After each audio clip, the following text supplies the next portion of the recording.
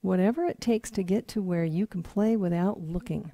Last month when I had my first video, folks were talking about they always have to look down at their Q chord. They look at a chord, look down to find it, play it, look up, get the next chord, look down to play it.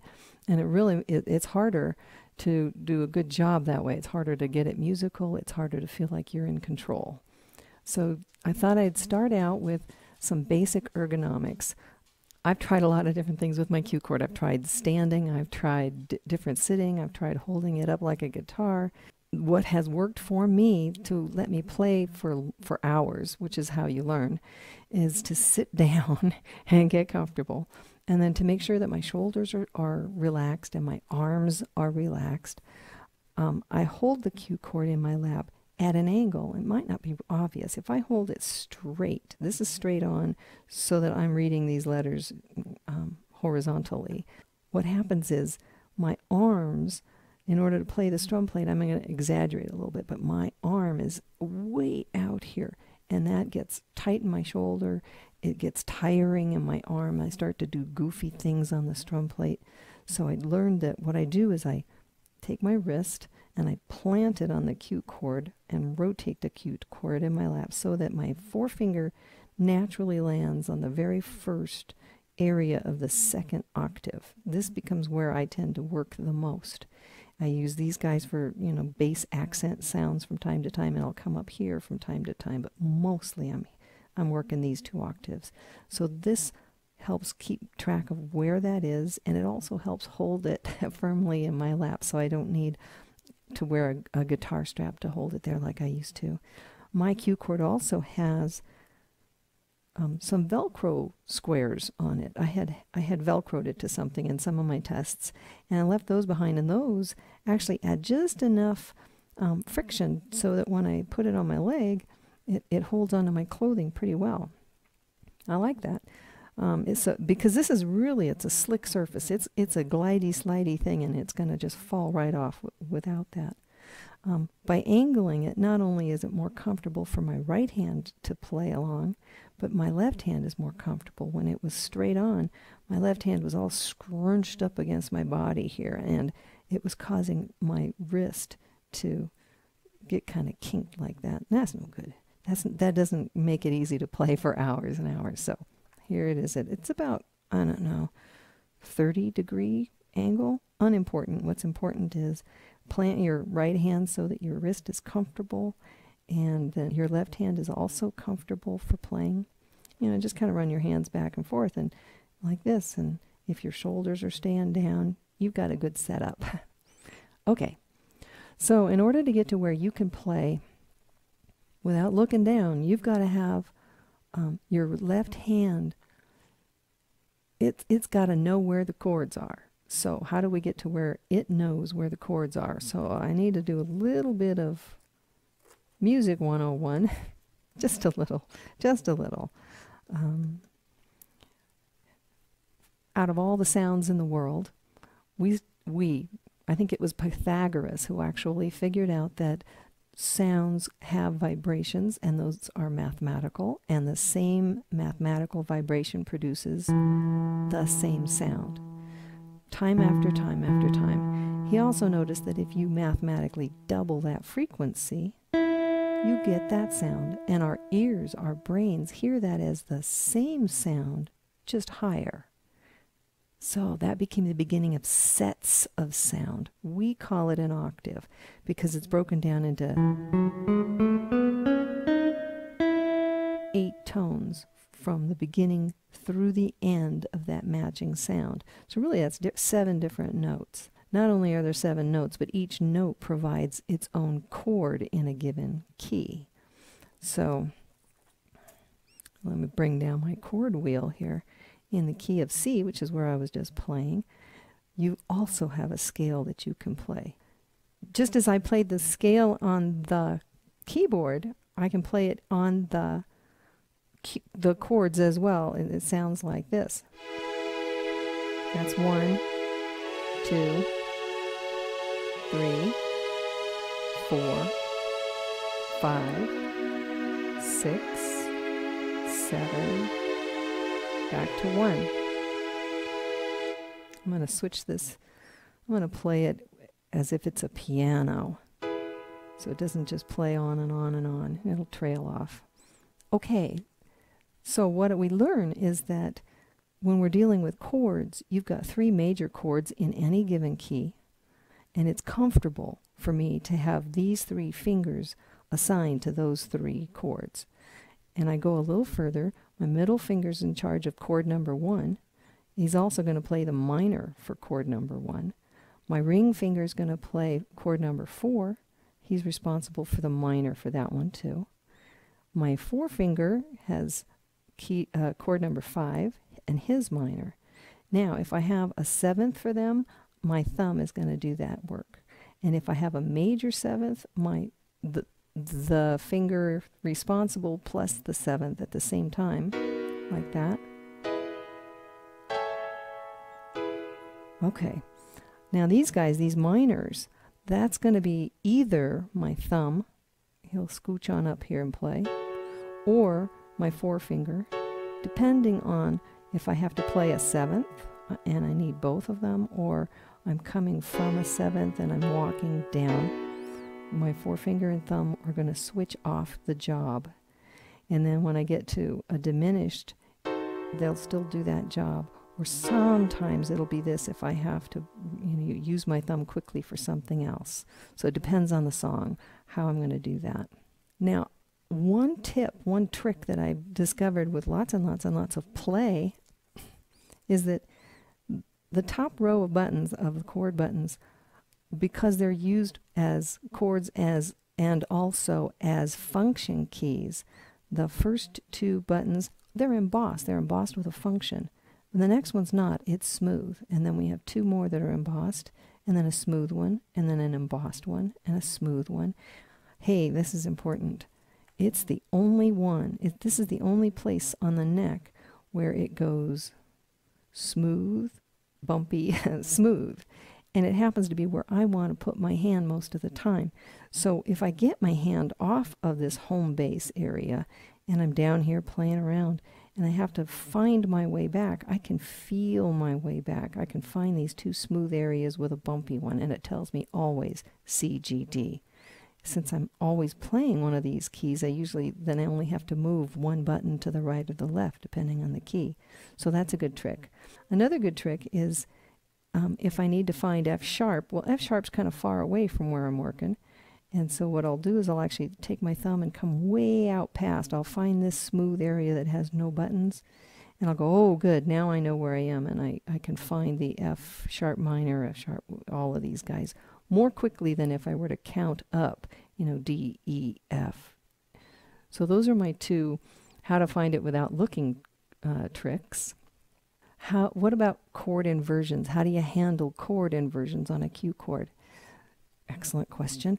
So let's go back to keyboard mode and just say, well, what is a chord inversion for folks who haven't seen it? So if you've got a chord, basic major chord like G, those are the 3 notes, G, B, and D.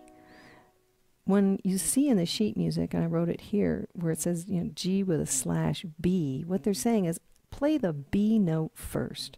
And so on a piano, you would just take the G and move it off of there and play, and then play the G last. So instead of, you have, well, you don't get that kind of control in a Q chord. A Q chord, you poke a button and it's just playing this generic, general purpose G chord. Over here on the strum plate, you get all 3 notes. To invert the G chord, all you got to do is move your hand 1 note up. Hear that? Or 1 more note. So inverting with G is easy. But that only works with these 5 chords. It only works with A flat, B flat, G, A, and F sharp. And here's why. Other chords like B and C, they ran out of room with the notes available to them, they, Suzuki. So when you play the C chord, you don't get that, you're not working in the same octave. He actually brings up the lower octave 3rd note. See, there it is. There's what you'd expect to hear for the C chord. So to invert it becomes very difficult to do with your hand. In fact, I don't do it. This is way too much work. So instead, most of the time, when I see a chord inversion in the sheet music like this, I ignore it. I just play the root chord, and I let my right hand, kind of interpret the music. You know, which way was it going? Was it going up? I'll slide up. Was it heading in a downward fashion? I'll slide down. Sometimes, if it sounds like they really need to hear that other note, like they really needed to hear the B, I'll play both. I will play both the G and then move to a B and then go wherever it is that was going to go. So I'll add that for flavor. So that's how I deal with chord inversions. Now, I had another question, which was, okay, great, but how do you know where to start? Where do you put your fingers? How do you know what key you're in? So we're looking at a little piece of sheet music. This is the song There's a Kind of Hush from Herman's Hermits. At the very beginning of each staff, right here, they write down what they call the key signature. This tells what key it's in, and they identify it by the number of sharps or the number of flats that are present in that key. And if you're unfamiliar with that, grab your chord wheel if you have one. They're so handy. In here in the center of the chord wheel, typically, they will write down, like mine does, sharps over here, 1 sharp, 2 sharp, 3 sharp, and flats over here, 1 flat, 2 flat, 3 flat. Notice that the key of C has none. And when I played it on the keyboard, I just went up the white notes. I didn't touch any of the sharps or flats. But if I look at this, sheet music, I see it says 2 flats. So I can just roll this around to where I'm covering the 2 flats, and it says A. That's the key of B flat. To verify, I look and notice that the very first chord in the song is a B flat, and the last note in the song is a B flat. So I'm pretty confident that what I'm going to do is put my middle finger right on the B flat and move forward from there. I don't trust it.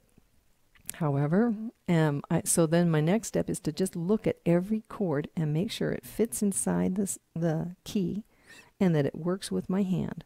So I'm going to do that now. So I go from B flat, next one is D7. Not D minor, it's D7. Well, okay, D7 it can be used in the key and I can reach it. But usually that's used when I'm dealing with a minor key, so that's kind of a puzzle. I was expected it with G minor. So I move along, and sure enough, G minor shows up. Okay, that explains that. Then we go to B7, that's my thumb, that's going to be a 1. E flat, which is the 4, and that's my ring finger. F7, and that's my thumb, that's 5, 7. 1, B flat, F7. Okay, so now I'm starting to see it repeat. It's the same notes again. And we get down into here. This looks like a bridge for the song, and we see that it's going to go from E flat to E flat 6. And if you've seen my chord substitution chart, when you see a 6, that means they want the 6th note to play prominently. And so I will use the 6th chord of whatever key, or whatever chord they've given. So E6, let me slide this around. E6 is C minor. I could have counted, but I want to show it on my chord wheel.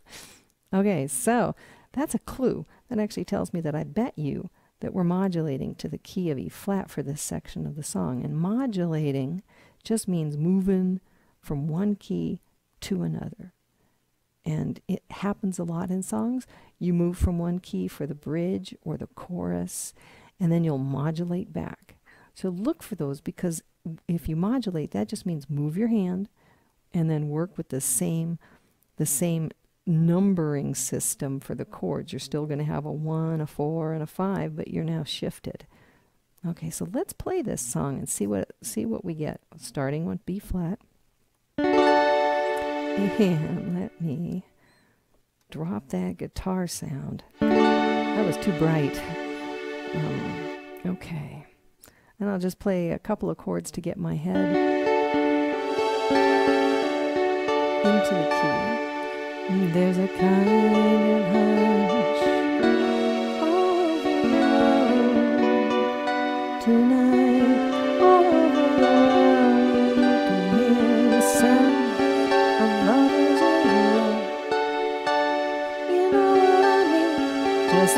of us and nobody else inside.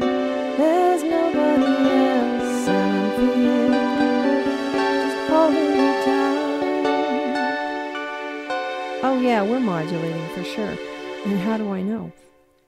Did you hear how the B flat went to the B flat 7?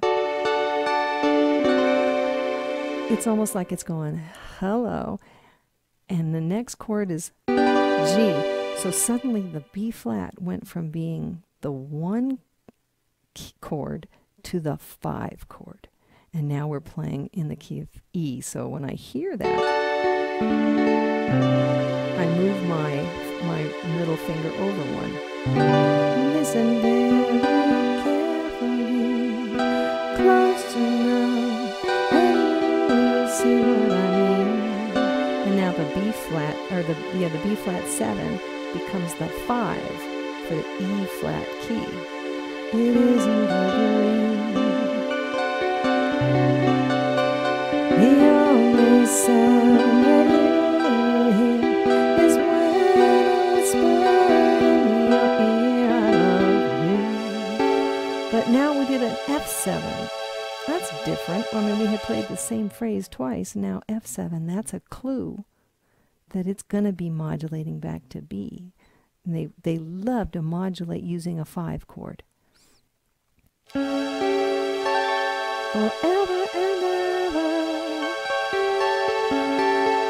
is a kind of hush all over the world. Tonight, all over the world, you can hear the sounds of lovers in love.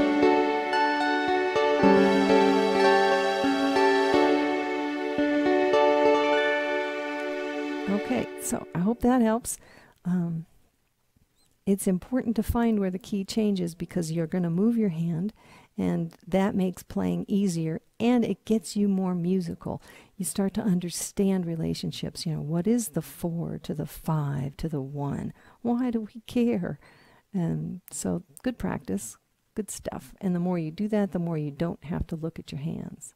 I wanted to show the relative minor. You know, we talked about when you're looking at a major key sheet music, it's obvious because of the key signature and the first and the last note of a chord of a song. Sometimes you bump into these minors. And an important thing to learn with the Q chord is relative minor. In the key of C, it uses the white keys only on a keyboard. So we go 1, 2, 3, 4, 5, 6, 7. No black keys are used.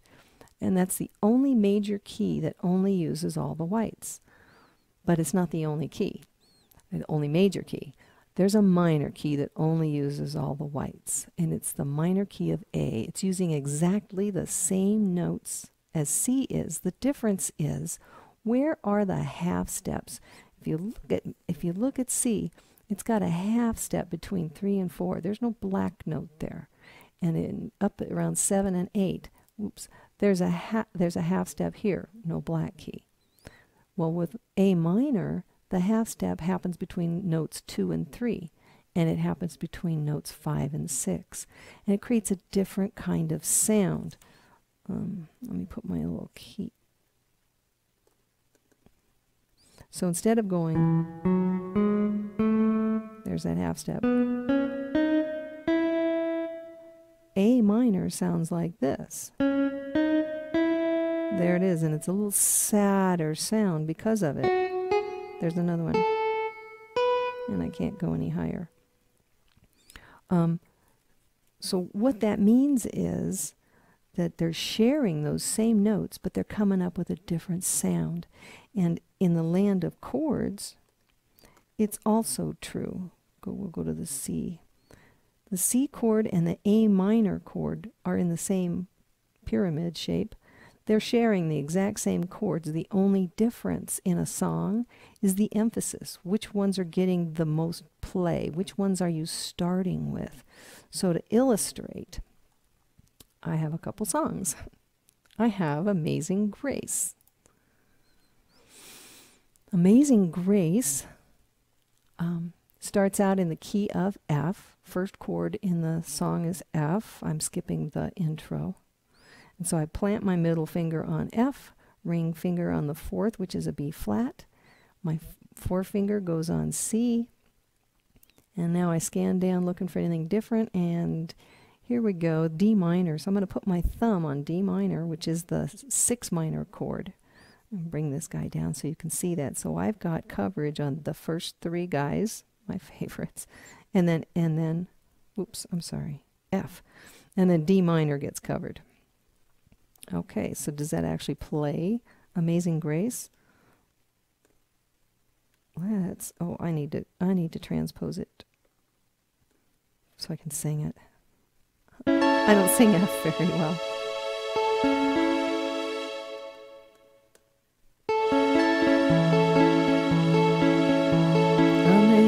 Amazing grace, how sweet the sound that saved a wretch like me. I once was lost, but now I'm found. Was blind, but now I see.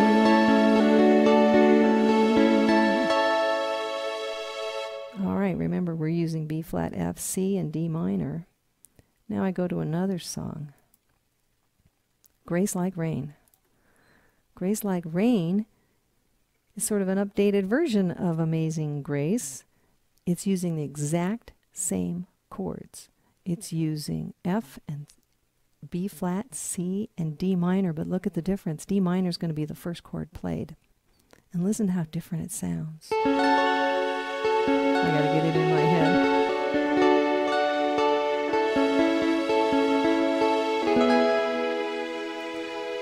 Amazing grace, how sweet the sound that saved a wretch like me. I once was lost, but now I'm found. Was blind, but now I see so clearly. Hallelujah, grace like rain falls down on me. Hallelujah, all my stains are washed away. Are washed away.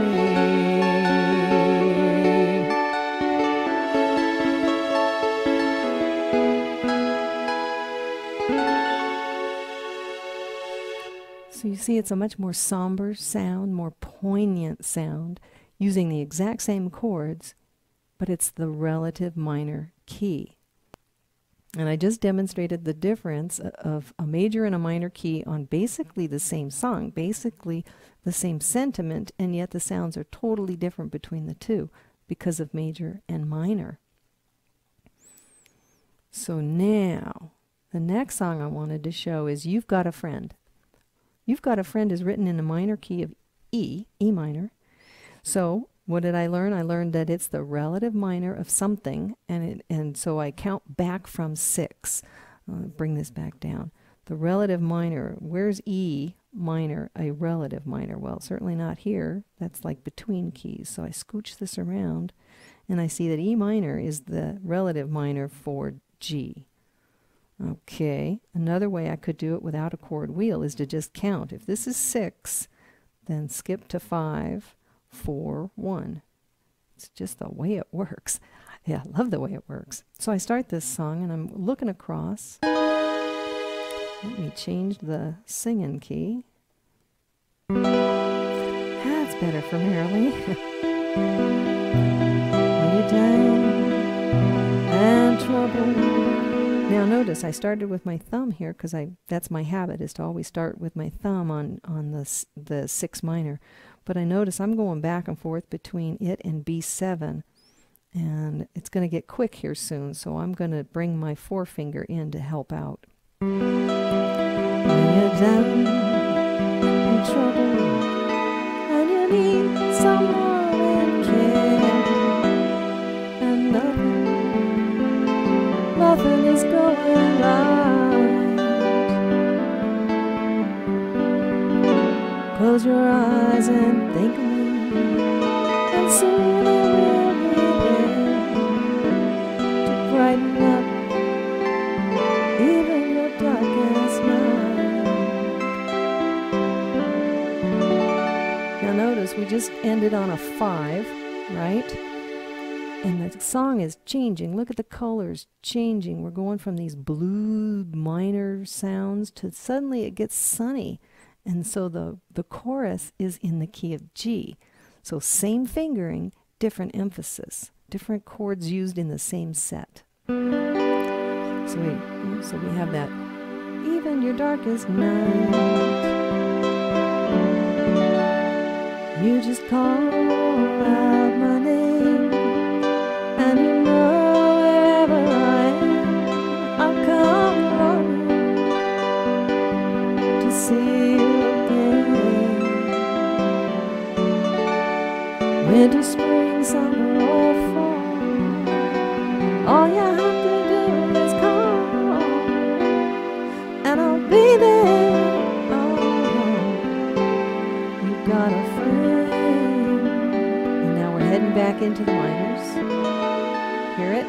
This becomes the minor, the 5 minor to E. If you're thinking in terms of E as the number 1 key in the minor, this is his 5th. So this is important on a Q chord. Why? For where you put your hands. When I tried to put my hand like here for E minor, well, that works okay for the 1 and the 5, but let's bring this down so we can see it. We would be going E, F, G. Ooh, G.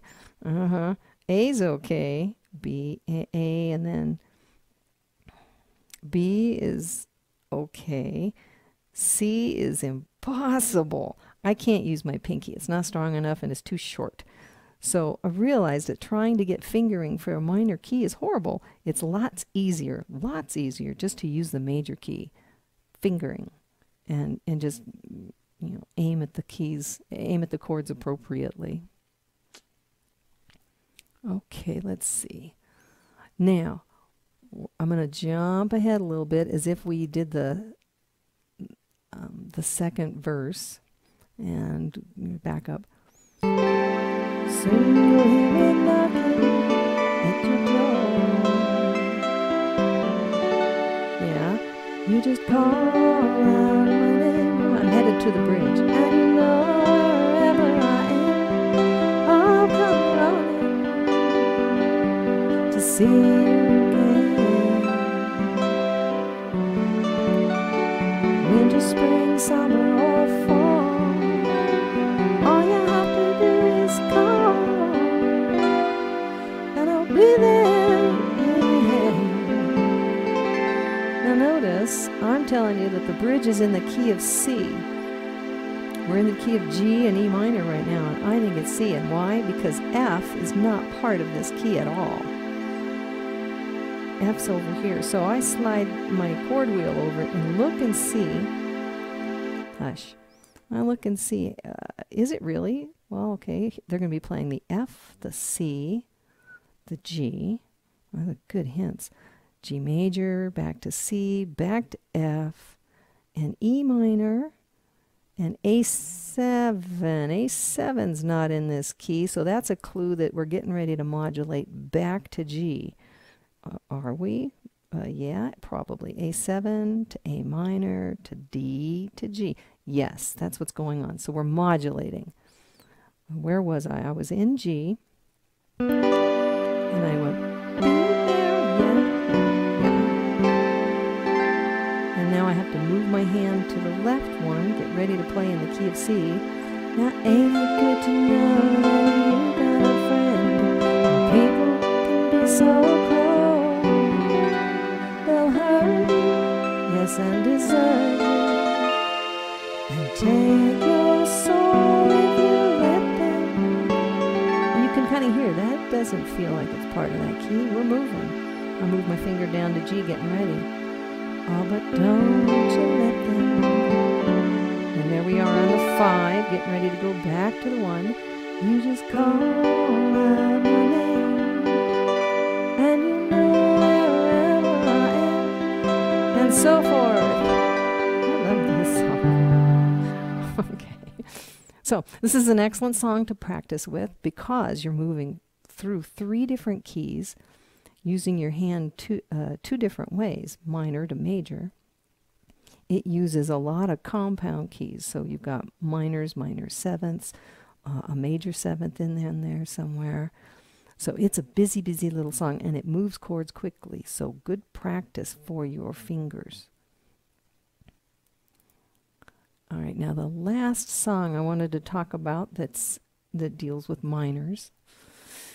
Happy Together. It's a cool little ditty, and it's an easy little song. So it starts out with an E minor, and same as the last one, so I know I'm fingering for G. And just look at what it starts with. We're going down the scale. We're going from E, D, C, B.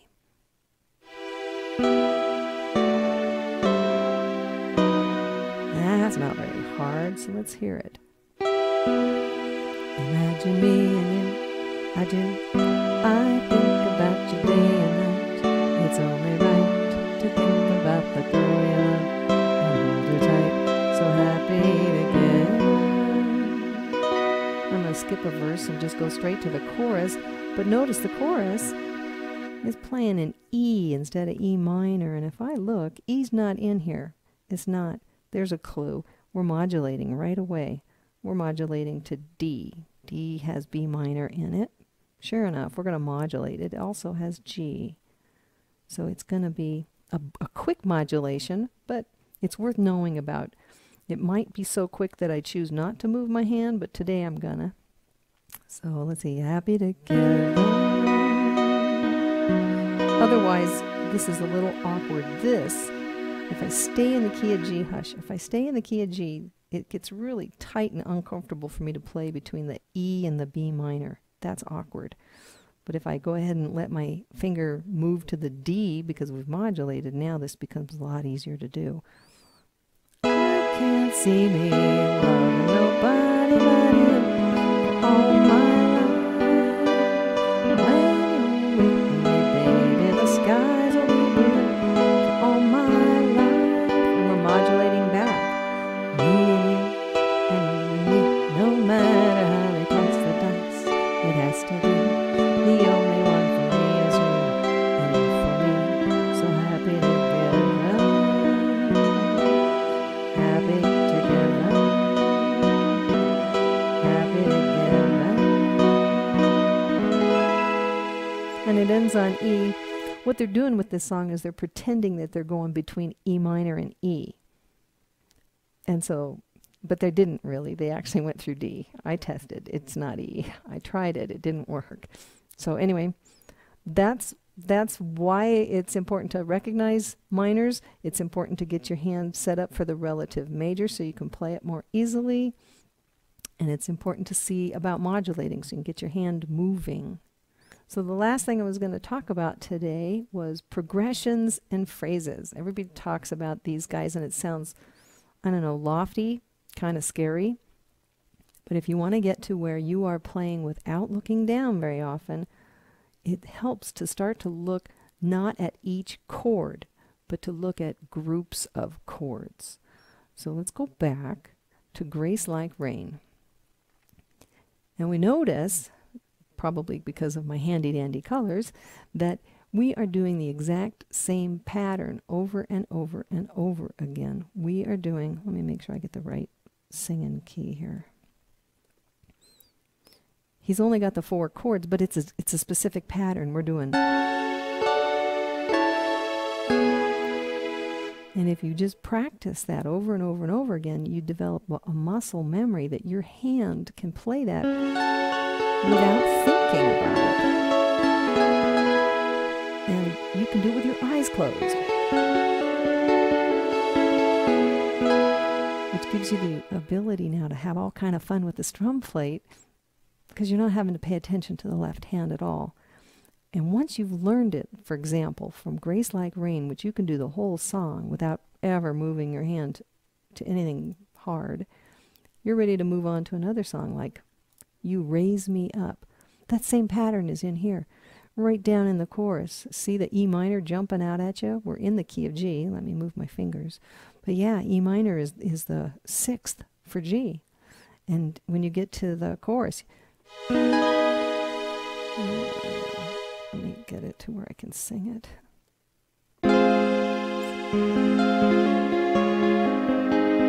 There's that pattern. And the way but they changed the tempo a little bit so that it'll be, you raise me up so I can stand on mountains. You raise me up to walk on stormy seas. So if you learn the patterns, you are much closer to learning more and more and more songs. Then there's more than just that one. There's a lot of patterns. And so what I tend to do is I go through my songs and I try to look across the sheet a whole line at a time. So I would start with this one. I'd say, aha, okay, we're going to do a G, a C, a G. Okay, I get that in my head. Now I can do, when I am down and oh, my soul so weary. And I didn't have to read it. I had at least those 3 chords in my mind. And I go to the next line.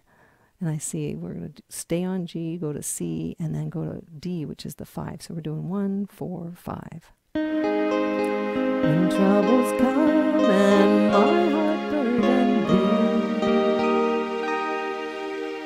So you see, I just move from line to line to line. And I'm learning these little patterns, and they show up again and again in songs. As the more you can be singing, the more you can be thinking, 1, 4, 5, 6 minor, the more you can move from one song to another with these patterns and not get locked into a given key. It's a lot more flexible. Okay. Now we've got Tears in Heaven. Tears in Heaven also has that pattern. See it? Starts with that E minor. E minor to the C, the G, the D. So we've got the 6, the 4, the 1, the 5. But what this song does is it adds 2 chords in the front to make it a 6-chord pattern. And then, just by the way the lyrics are phrased, it really ends up being 2 sets of 3. And 2 sets of 3 is pretty easy to remember. Just look at the way this guy works. I need to get the key. Yeah. So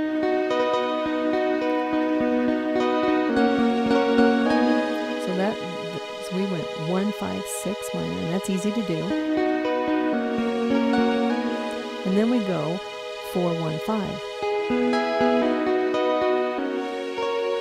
And it repeats.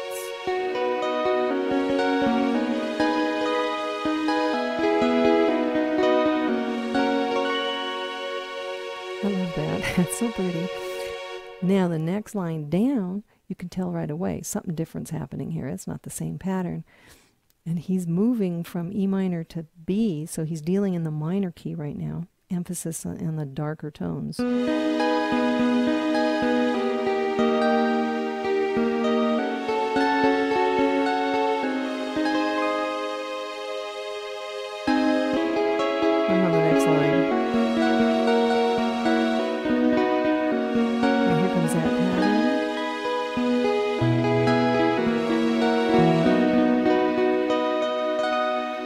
Together, and it sounds like, would you know my name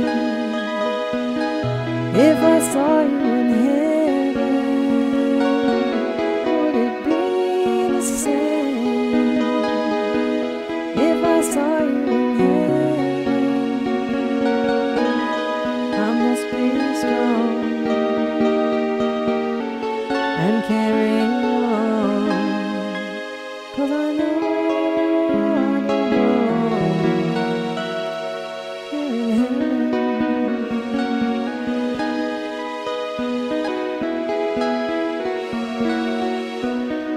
The bridge, I think it's going to the key of F, and how do I know? Well, we start with B flat.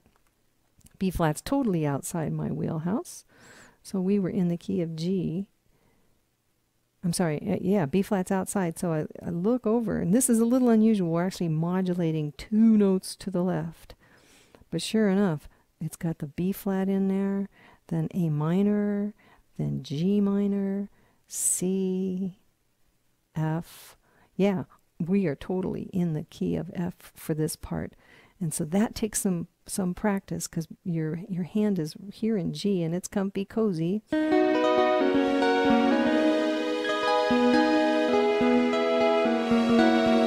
Now you got to move far to the left and get yourself planted on F, but play B flat.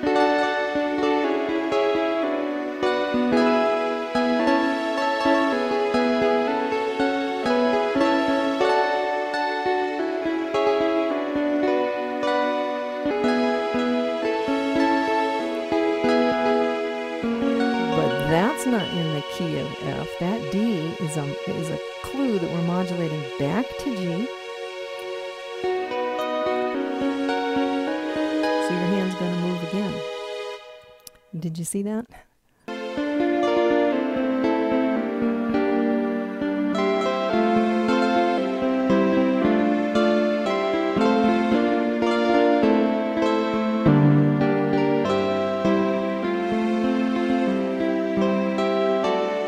I love that key change sound.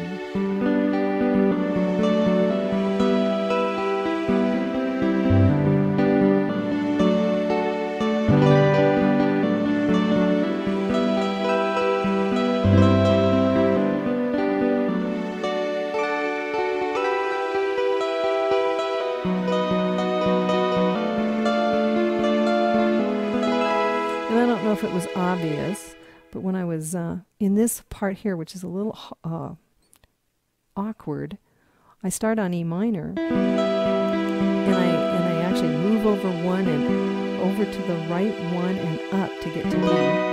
Come back to E minor, move to the left. I skip, because I know that the notes are laced together, and we skip to get to the D minor. Come back to E minor and up for E. So that's how I find those without looking down.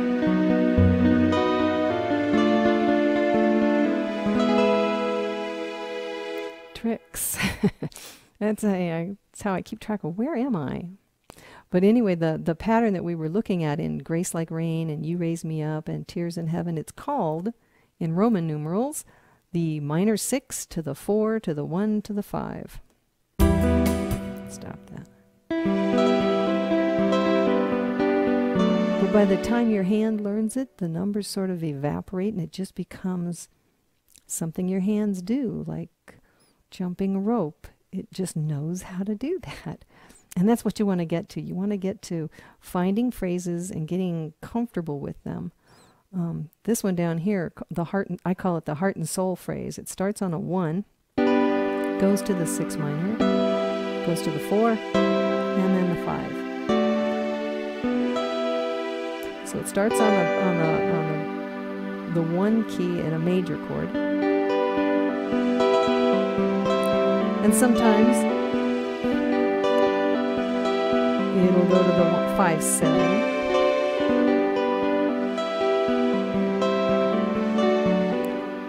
And it has a kind of a sister chord that sounds very, very similar and is easy to play, because it just walks down from the 6 to the 2 to the 5/7. And notice, sometimes when I'm playing the 5/7, I'll even use my knuckle, just because it's kind of easy to kind of rock back and forth. I'm trying to get it as fluid as I can. So anyway, what I call the heart and soul pattern. Heart and soul, I fell in love with you and lost control, just like a fool would do, man.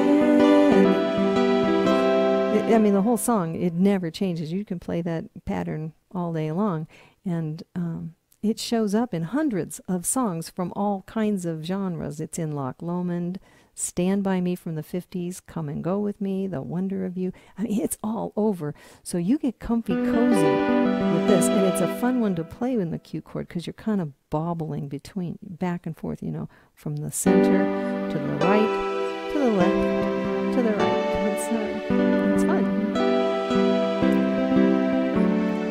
But because it's in so many songs, you're that much closer to learning lots and lots of songs and not having to look down while you play. If you have other fingering that works great for you, that's fine. The message really is whatever fingering you choose, make sure it's comfortable and practice it in terms of chord patterns so that you can do it more quickly without having to look at each note without looking at your hand. 4-1-5 is the basis of about 80% of major chord music. 1-4-5 is strong, it's powerful, and on your chord wheel, it's kind of like the foundation of the pyramid. And then the three minors that play along with it, add flavoring and depth, and then they hardly ever use the diminished chord. They don't take advantage of that guy too often. But yeah, the first three chords, and that's why I dedicated 3 fingers to those 3 chords, so that, you know, a lot of times I'm just rocking back and forth between them. Minimal movement means less errors. I hate it when I goof up and get the wrong chord, and I do it every time. Every song I get at least 1 error. This song was the inspiration for me learning the Q chord, for buying the Q chord. I saw it in a movie called A Mighty Wind, and somebody was playing the auto harp, and I thought, oh, I could probably learn the auto harp, and I got this instead, and I got this song, and I thought, okay, let's go, let's play. It's got to be easy, Q chord, 5 minutes. And I started, you know, it's like, okay, we play the C. Now where's the F? And we play the F. And then we play the C. And then we play the G. And I thought, okay, I can do that, except this song plays like this.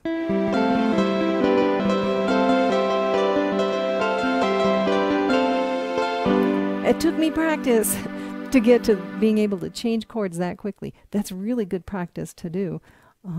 And it's also a powerful reason for getting your fingers to be consistent with what finger's going to play what chord. Because I had to be able to sing as well and read the lyrics, so I had to actually free my brain from having to control this left hand too much. So yeah, this song, When You're Next to Me, and it's just a cute little ditty from the 60s.